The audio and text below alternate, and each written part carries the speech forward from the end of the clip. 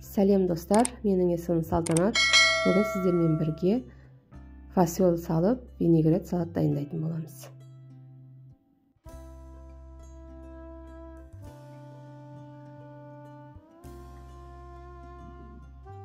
Екі картоп, екі қайнатып пісірілген екі картопты көбіктеп турап алатын боламыз.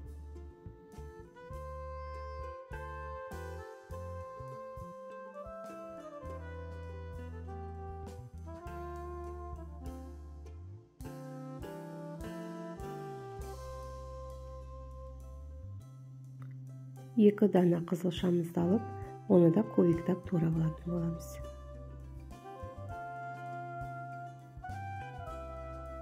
Ол да суға қайнатылып пісірілген қызылша ыдысымызға салып аламыз.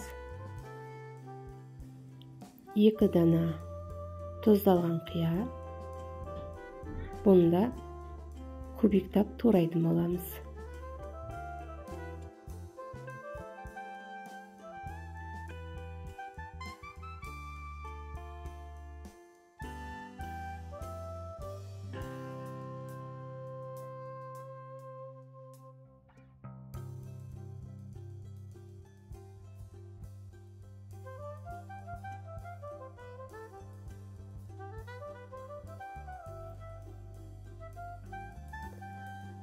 Бұны да ыдысымызға саламыз, қиярды.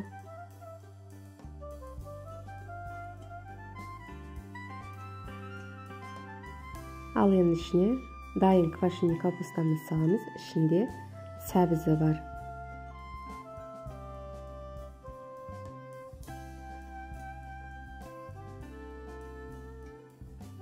Фасолімізді саламыз. Фасолды мен 2-3 сағат өзім қайнатып пісіріп алдым.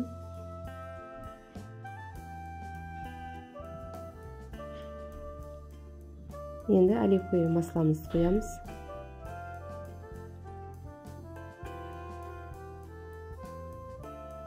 Ал енді араластырамыз.